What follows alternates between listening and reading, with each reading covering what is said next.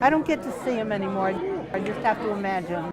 Jeannie Reddy misses looking up at the stars. She's been losing her sight over the past 2 years.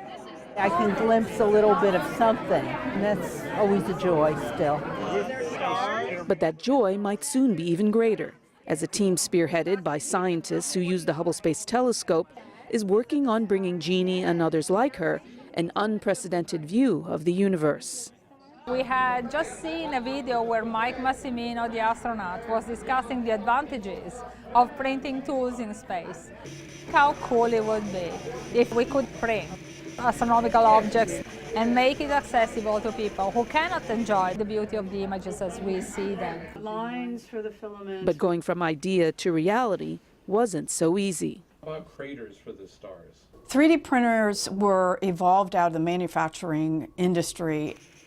It has a certain way of representing objects as little tiny triangles. Our objects are not well suited for that. So we're having to invent the process. With some clever programming, that process is now resulting in three-dimensional models of celestial objects. You can feel with your hands.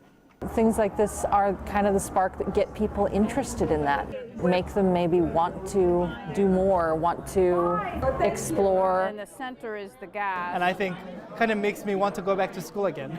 Can you touch the stars? Learning about science is one thing, but the developers of this project hope it will lead to much more than that. And if you can, stars are sort of in the center. They have a different perspective than what I have, and I'd like to know what they think the science is. What questions do they have that we never thought about? It means that I might be able to see the stars again, which would be such a beautiful thing, because it's a hard thing to give up. And maybe soon she won't have to. From the Space Telescope Science Institute in Baltimore, Maryland, I'm Mary Estacion.